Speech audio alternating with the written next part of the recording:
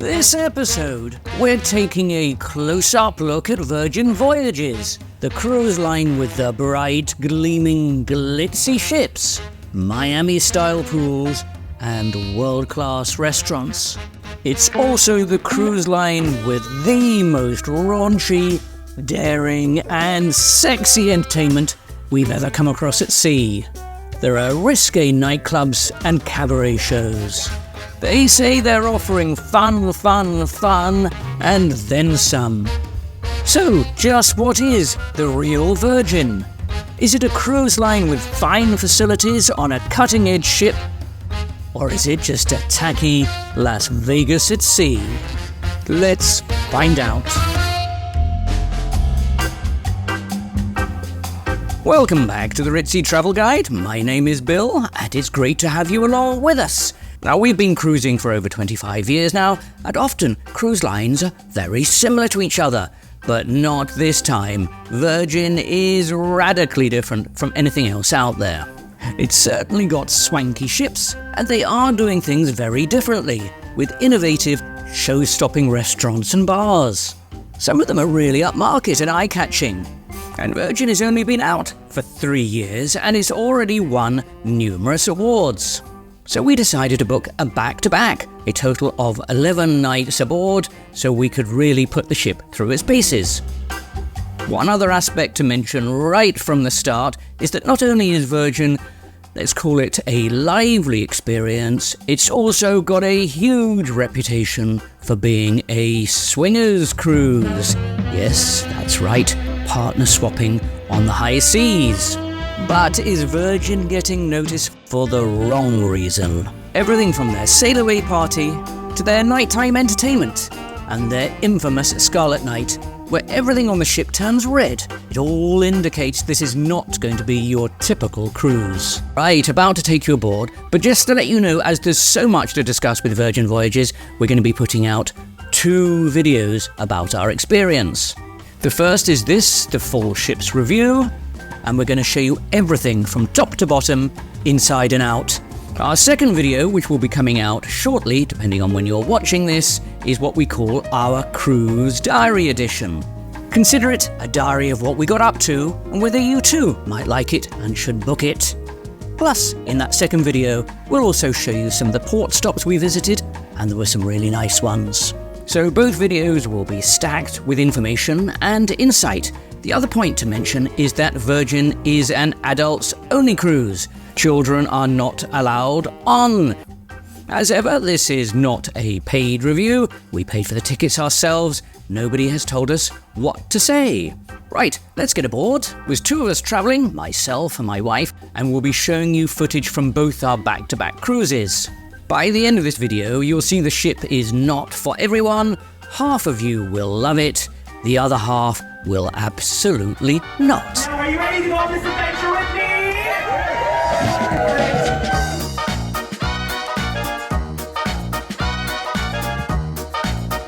So here we go, day 1, embarkation. Are we ready for a bit of Virgin? I feel as though when they walk you towards the Virgin ship, you must be ready to party. Partying, aging hippies. Right up the ramp and in we go. Virgin has security wrist bracelets, so just touch them wherever you go. First stop you come to, it's called the Roundabout. Straight away the vibe is modern meets retro. Most of it psychedelic. Your eyes might start to swirl. You half feel like you're buzzing and tripping already. It's quite different from normal cruise ship atriums. The DJ mixing set lets you know you're in for a voyage of music and entertainment. A few paces away you have the karaoke lounge. It's got some great decor, hasn't it? So we booked that one for later on. And back out and right off the Roundabout is the ice cream parlour. Hip cool staff, and guess what they've called it? Lick me till I scream. Great play on words. We'll try a gelato later on. Next along, let's pop into Sip. It's Virgin's decadent champagne bar and lounge, where they serve loads of Moet and Chandon bubbles. Long cock Van Damme, then shaking cocktail.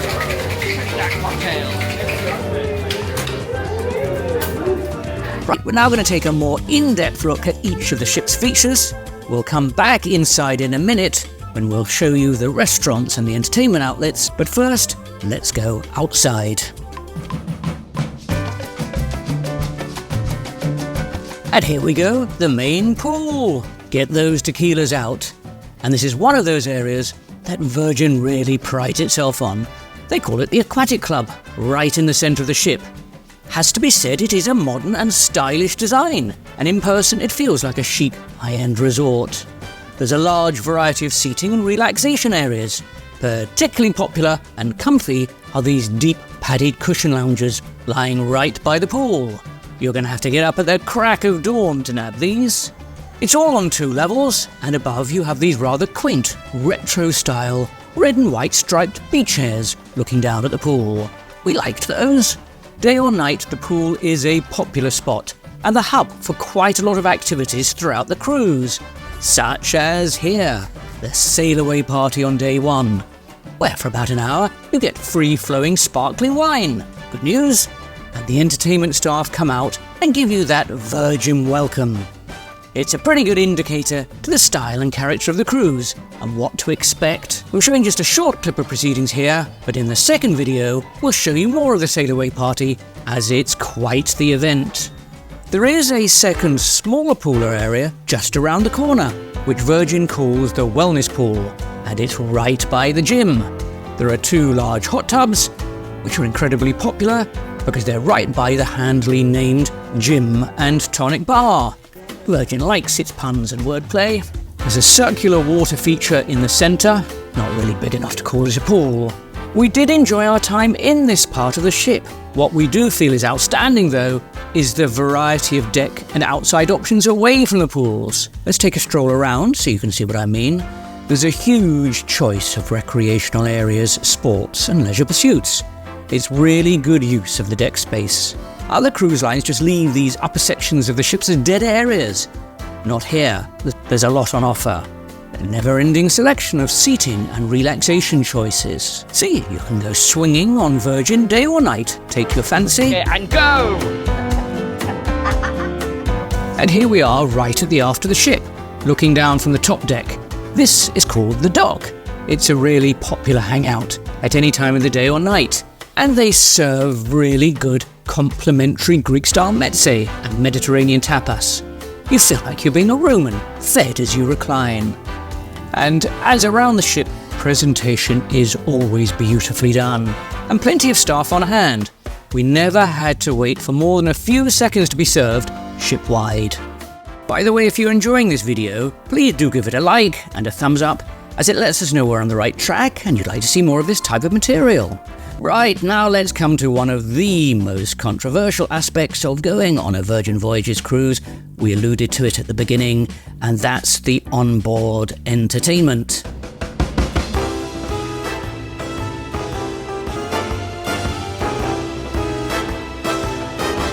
We showed you a little bit of the sail away party earlier. Let's now introduce you to 2 of the main entertainment venues. We'll begin with the Manor. So this is the one we showed you a little bit earlier. We have the entrance in a kitchen Versailles hall of mirrors. Try finding your way out of there after a few drinks late at night.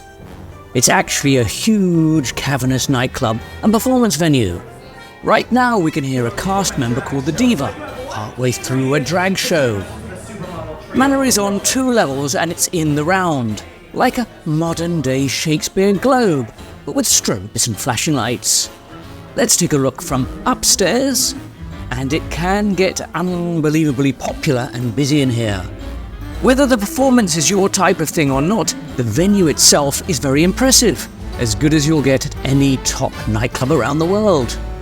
You see what I mean about it being in the round, like an amphitheatre. Apart from the Diva drag act, you'll also get a cast member called the Hostess, who throws a variety of different shows throughout the week. Think of it as like a Moulin Rouge meets vaudeville act, but modern day. All of these performances are incredibly well attended, almost too much so. On sea days or on evenings outside of mealtimes, you'll be hard pressed to get a seat. often standing room only.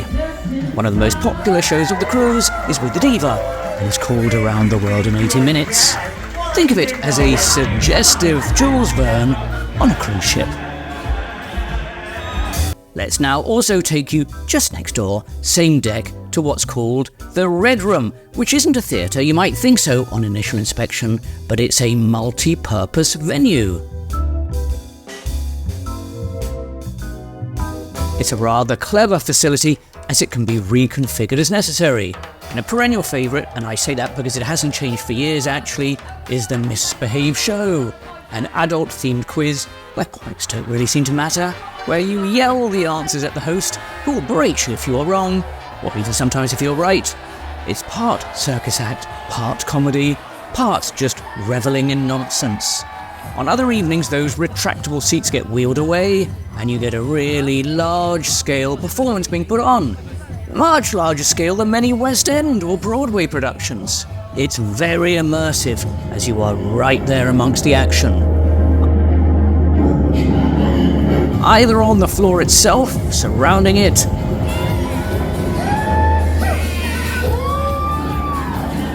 or from above. The show you see here is Persephone, which is currently unique to Resilient Lady, the ship we were on, but there are similar shows on the other Virgin ships. There's a huge cast list, everything from dancers to singers to acrobats and circus performers, all on the floor, all at once. It's the type of show you could never put on if there wasn't a no-child policy aboard. Again, we have an extended version in the Cruise Diary edition.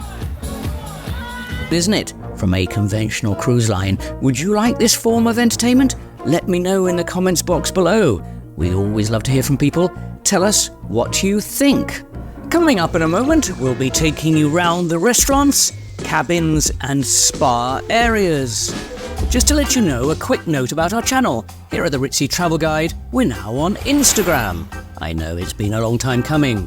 So if you want to know what we're up to almost in real time between our YouTube videos going out, you can check and find us here on Instagram, also under the name Ritzy Travel Guide. And I've put a link in the bio and description of this video. So follow us along on Instagram. Okay, here we go, the restaurants. Without being a plot spoiler, we have to say we were absolutely delighted with dining aboard the ship. It's possibly their strongest aspect. There are some differences with the way Virgin does it compared to the other cruise lines. First off, there is no main dining room. They've done away with that and given you 6 speciality dining venues. Good news, as they're all complimentary, no additional charge. Other cruise lines make a fortune, charging you to go in their speciality dining. We dined at all 6, some of them twice, so we could really get a feel for them. Let's begin with the one that's called The Wake. Here we are, wandering through right to the aft of the ship. For many passengers, the wake is their favourite outlet aboard. You descend down by swooping staircase to give that oh-so-dramatic feel. The decor I'd describe as glamorous, with a mix of gold tones and rich woods reminiscent of a high-end steakhouse or an upscale supper club. At the bar counter, you can order fresh seafood. The restaurant does have an elegant design, and being situated at the aft of the ship, it offers stunning views of the wake through the floor-to-ceiling windows, providing a dramatic backdrop while dining. What a beautiful spot. I was just saying 2 days ago that this is probably the best table in the entire restaurant because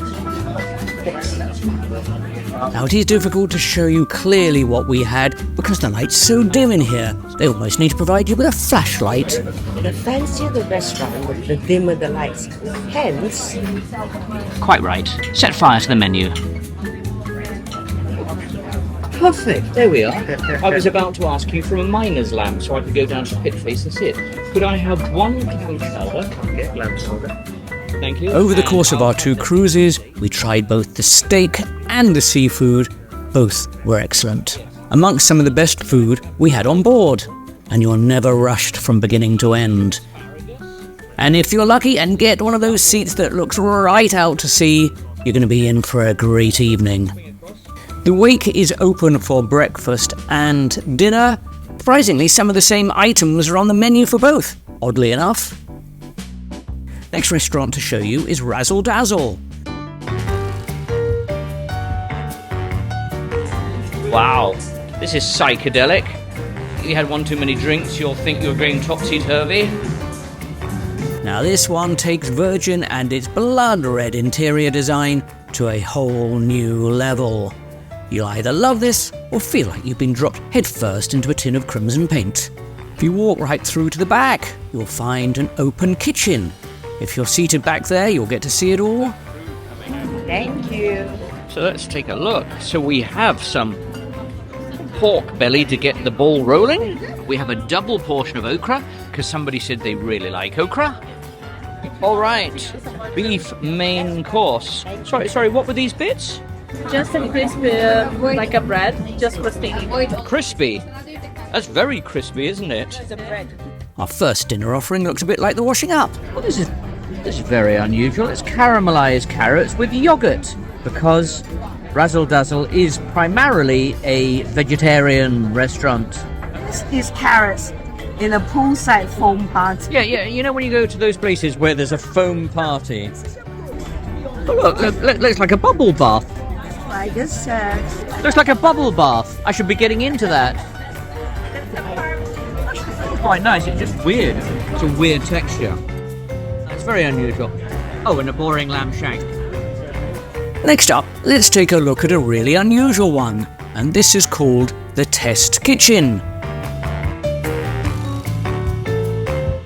On arrival, you feel a little bit like you've entered a school chemistry lab, and that's exactly what Virgin want you to think, because on their website they describe it as their most unique, innovative, and experimental dining experience on the ship. And passengers don't really get to pick what they're going to be served. You're limited to a choice of menu A or B. As you walk through, you get told about the concepts and what to expect. Test Kitchen is our experimental restaurant on board. This is our bar area with Scarlet. He's making the cocktails especially made for Test Kitchen, so you're welcome to try. With liquid nitrogen and no? With smoke coming out. You see no chefs. It's Where are they? mated. Is this our appetizer, is it? First appetizer, mushroom. You then get seated at your chemistry class lab bench. So this is your table. Thank you. Just accommodate yourself, and your server will approach you soon. Thank you. Yes, it does feel a little bit like we've done arts and crafts at school, doesn't it? I think here there's great dramatization Yes. of crockery and cutlery Yes. and plating. A lot of flamboyance. And a variety of courses get served to you. Some of them are really very extravagant, almost right out of a Heston Blumenthal masterclass. Oh. Some look a bit weird, and you're not sure if you're going to like them or not. Others are fanciful. Some seem like you've just been given a little dot in the middle of the plate, and you wonder where the food is. Now, the whole evening does take a couple of hours, so I'm showing you just a brief teaser here. As in video 2 of the Cruise Diary, I'll show you the rest. There's quite a few surprises. It ends up a little feeling like you're in a magic show crossed with Albert Einstein.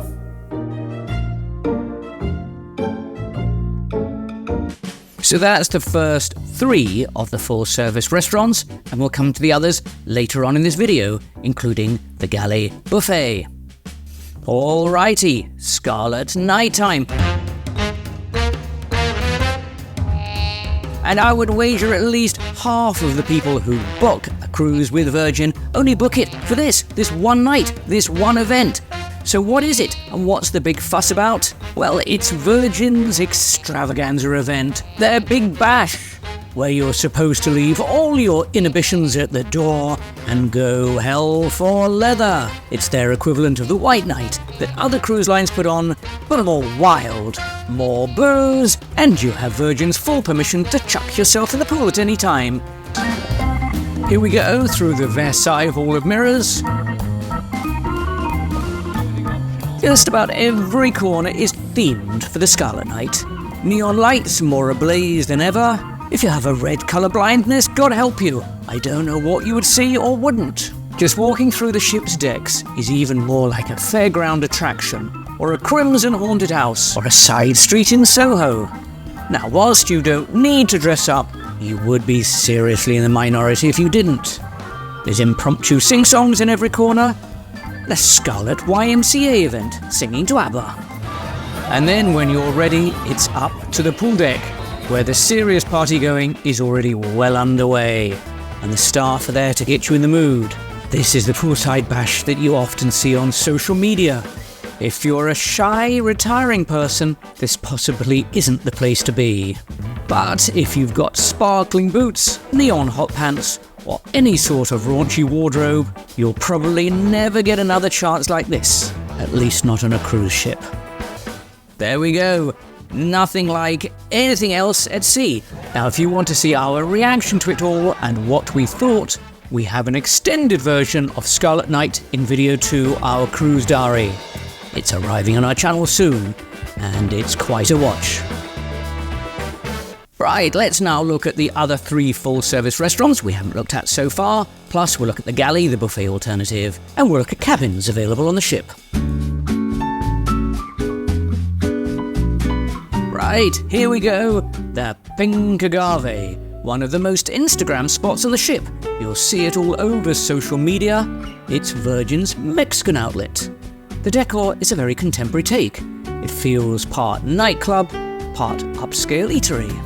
I like the atmosphere in a Pink Agave. It's got a nice late night, schmutzy, clubby feel to it. It's classy, but chilled at the same time. It is. Nice background music, dark colours, really relax. And it's got good food too. Here we go, look at that. Which is this one? This is a pork. The pork, look at that. Look at that, with the edible flowers. Isn't that beautiful? Aguachile. It has tuna. Tuna ceviche. Yes. Have the steak with the Oaxaca cheese. I think it's one of the best restaurants aboard. And here comes dessert. What did you order? It's a chocolate dish, but I think it looks a little bit like a cannelloni. Ironically, it has salsa on top of it. A spicy dessert. It'd be interesting. What have you got? Tacos? I've gone for chocolate tacos. Why not combine a typical Mexican savory dish with chocolate and have something completely and utterly different? Pink Agave was one of our favourites on board. Amazing steaks, main courses and side dishes. It's highly recommended. Next up, Extra Virgin. Who would like to sample some Italian and Mediterranean cuisine?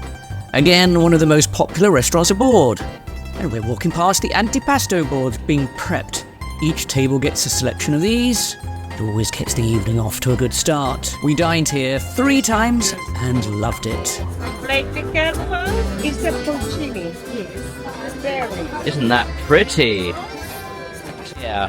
Sea bass. The sea bass. Right now, and this one is gemly pasta, seafood pasta. Yes. So squid ink pasta with a sea urchin sauce. Yes. Fantastic. It's a gemelli pasta, the seafood pasta. The presentation is outstanding, isn't it? I'm actually very, very impressed with the cuisine here. Is that the dessert trolley behind you? You just get distracted by the trolleys of dessert. It's amazing looking desserts, aren't they? With amaretto. This is like a solar system. It is like a solar system. It's kind of like planets, you know. It's a constellation. Extra Virgin is rightly popular. Next up, Korean. Here we go, it's called Gunbae. That's the Korean word for cheers as you down your drinks. The seating is a group table style. If you've ever dined at a Korean restaurant before, you'll recognize the extractor fans above each table, because in the center is a hot plate where the staff will prepare your meal right in front of you. It's an alternative to a Japanese teppanyaki. And what do you hear in the background? Well, drinking games. Gunbae includes shot glasses of soju rice wine. If you lose a game, you have to down it. All around the restaurant, you will hear the choruses of Gunbae echoing. You then get course after course of meats, seafood, vegetables, and noodles, all cooked right in front of you. Wow, somebody's going bonkers over there. This is one meal you won't go hungry. It keeps coming at you. Don't forget, as with all dining outlets aboard Virgin, all specialty restaurants are included in your fare. Try out as many of them as you would like. So that's all 6 full-service restaurants, and by and large, we were mightily impressed. We'll put more details in the second video of what we ate. Right, now let's look at the Galley, the buffet alternative.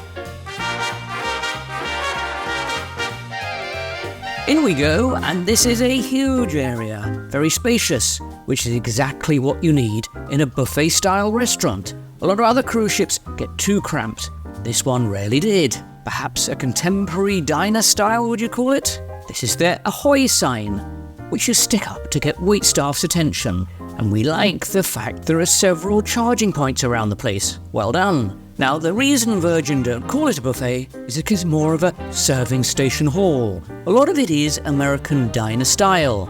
So you have all-day breakfasts, burger and grill stations, and there's a Mexican station as well, where they have insanely good spicy egg dishes, such as this, a Mexican Eggs Benedict. I ate way too many of those.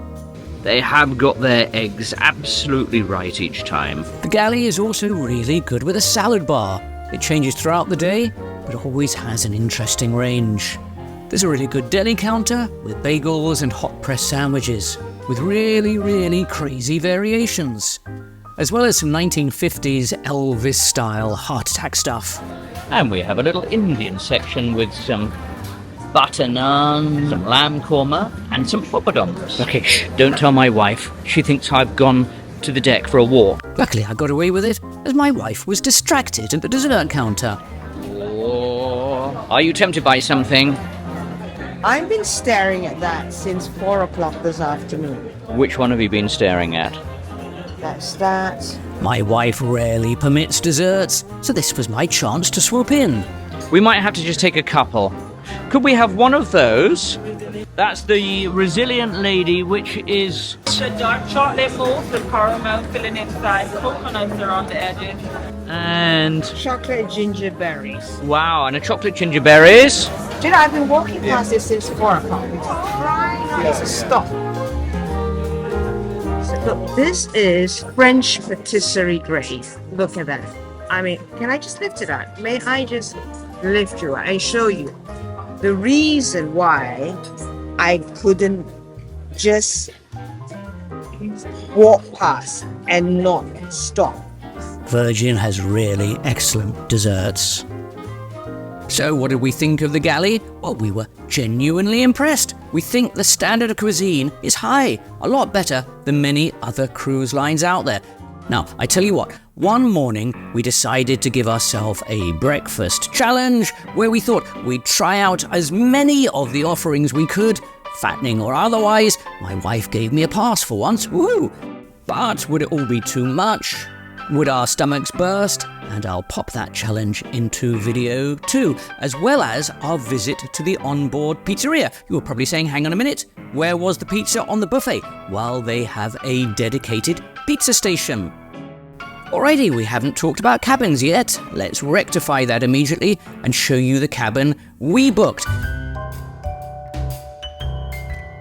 Now, to be honest with you, most people are going to be booking the same category because 86%, that's a high number, book balcony cabins on Virgin. It's what they call a sea terrace. So we booked 2 types of sea terrace. The first was the standard version of it, and the second part of our back-to-back cruise, we booked the Sea Terrace XL, which is slightly bigger. So here we go, this is the XL version. This is a Sea Terrace XL, slightly bigger. Now, very important for me, I love a bright room. It's bright. It's bright. Good morning. Good morning. Good morning. It's bright. Which is a good start. Wow! What? You know what I love about this? They have separate showers and WCs. Okay, let's have a look. Look, because normally it's all in one. Right, so we've got rain shower coming from the ceiling. And it's tall. That's got to be at least 6'5", 6'6". So giants can come on Virgin Cruises and have a shower. Let's have a look at the cubicle. Here we are. That's There's a ledge to put your phone on. it's very grey, isn't it? You could hose this down quite easily. No tiles. It's gone for that. Very utilitarian. Yes, hospital-like sort of services. Yes, this is hosable. You can really go at this with great gusto. Completely different shower and WC. Thumbs up. Love it. It is a wide sink. Normally it's pinch. And there is ample space to put all your toiletry. I love this. It's bright. Very, very Does that bright. pass the fabulosity mirror test? That's fabulous. Because you need to look amazing when you look into the mirror. Well, that's quite spacious, isn't it? You've got the bed offset to one side. So I'd have to say it's bright and airy. There's no sofa. There's a single chair. Well, you cannot be side by side. Let's go around the other features of the cabin. I would have to say that Virgin has gone for that minimalist look rather than luxury. It's a bit like I've read IKEA. Does that sound mean or complimentary? The hanging area, for example, doesn't have doors, but 70s-style chintzy curtains. The makeup area, glossy white IKEA again, not many drawers or much storage. It is all just a little bit basic, and these are not entry-level cabin price-wise. Perhaps you'd expect a bit more. There is a big TV at the end of the bed, which forces you to watch a very long and slightly annoying embarkation and safety video before it will allow you to do anything else. I mean, we have to put this out because it's so rock. It's like a music video on MTV. Right, let's take a look at the balcony. Sorry, they call it a sea terrace. And here it is. Does it look like a terrace or a small balcony? Certainly the supply table is reduced stature. How would you put your room service breakfast on that? You'd barely fit a small plate of croissants on it. And here's what Virgin is famous for, their hammocks. Just about everyone posts a selfie of themselves on Instagram, dangling from one of these. Are you a hammock fan? Would this entice you to book with Virgin just for the hammock? Let me know in the comments. Back inside, and something else Virgin gets stacks of comments on, is their tablet cabin control unit. Let's take a look at that. Here we go. First off, it has various lighting scenarios, such as Get It On, perhaps that's for the swinger groups aboard, Hangover Mode, for those who've had 2 or 3 too many, and you can cycle through a whole bunch more. You can also check out the on-demand movies and TV shows. There's a handful of live TV news and programs, but less than you might think or want, as well as a ship cam at the front. Would I book a Virgin cruise just for this tablet? Probably not. Now, a quick look at the smaller veranda or sea terrace. We were in this for the other part of our back-to-back cruise. This is the standard sea terrace. The rooms do look mostly the same, with just a few differences I'll point out to you now. The cabin is a little bit smaller, and the wardrobe hanging is almost the same but in a different location, but looks to have an almost identical capacity, shelving and hanging space.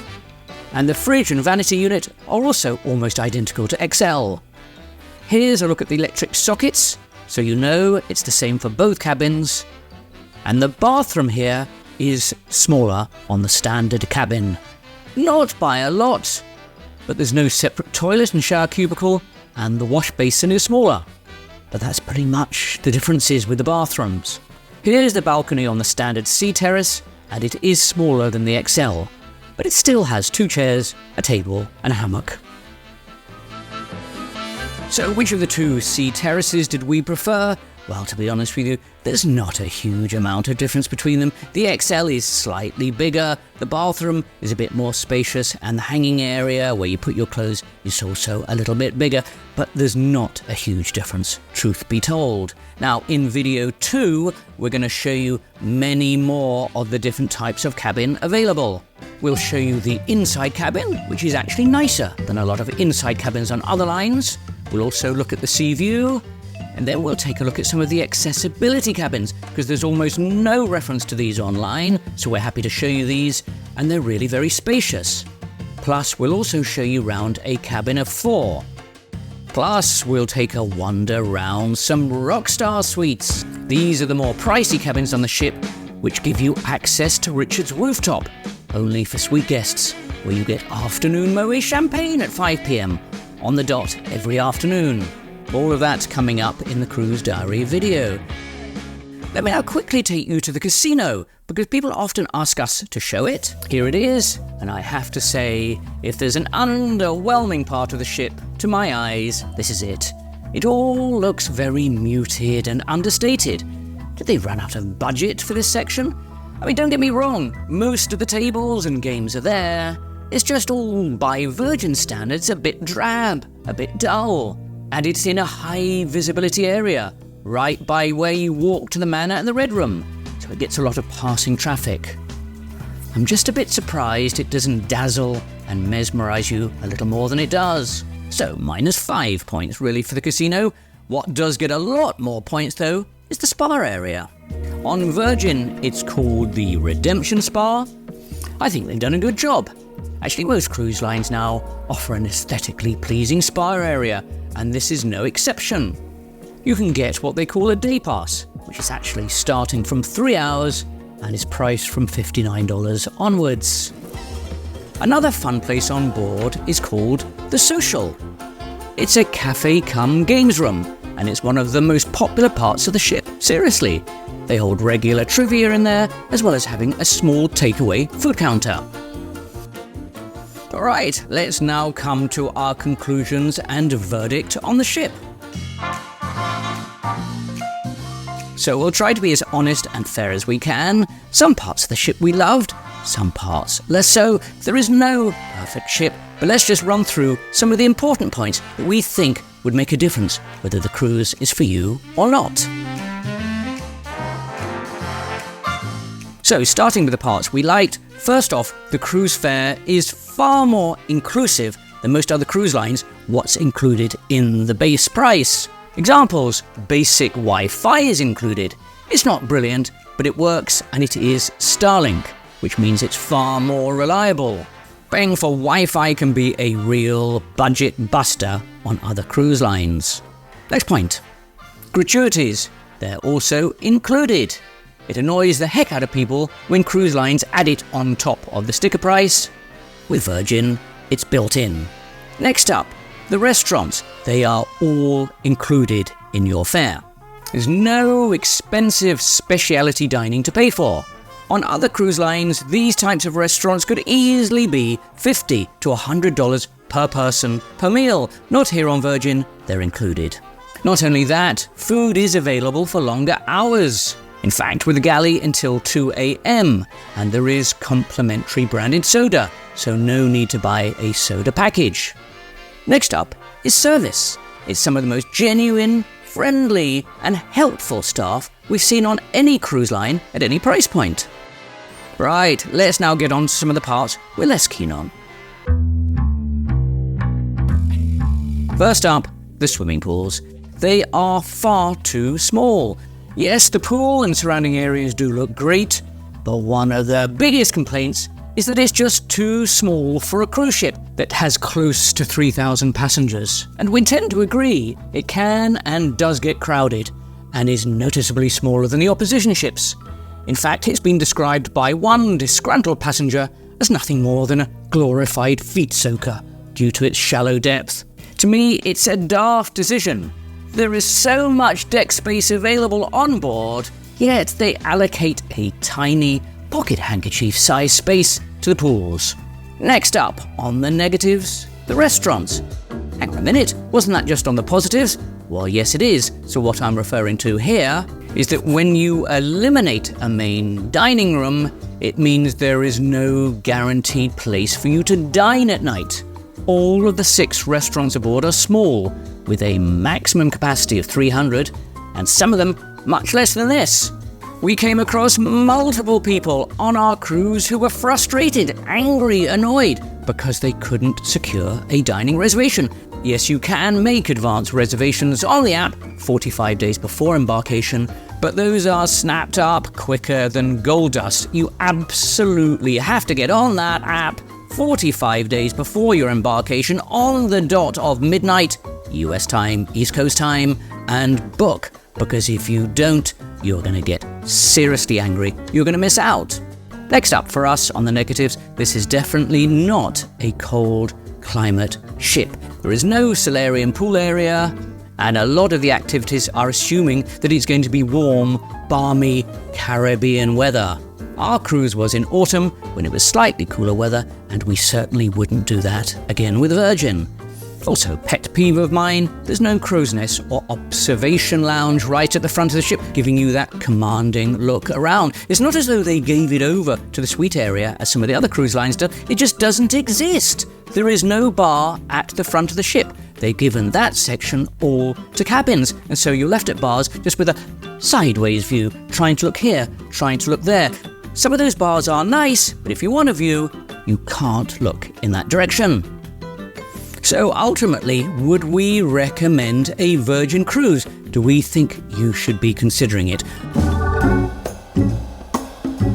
Well, yes and no, with a couple of provisos. Firstly, as mentioned just now, we absolutely don't think it's at its best in a cold climate situation. You can do it, but you'll have far more fun if you're going somewhere hot, somewhere tropical on a Virgin ship. You also have to decide if the raunchy, larger-than-life entertainment is for you. For some people it is. They think it's amazing. For other people, it's a turn-off. I can't decide this aspect for you, but it is important to mention, and is larger than life. And we met people on board of both directions. Some said fantastic, some said horrible, and it's very, very polarizing. Video 2, our cruise diary, is dropping on our channel soon. We're going to show you so much more than we haven't been able to in this episode. It's the fun, gossipy version of the two videos. We go through what is great and not so on Virgin. I'm strung up like a Christmas turkey. And it's a really useful episode. So look out for that one. In the meantime, thank you so much for joining us on the Ritzy Travel Guide. It's been an absolute pleasure having you with us. If part 2 is available, it will pop up here. If not, while waiting for that, we have several other videos you can watch straight away here. And we'll see you in one of those.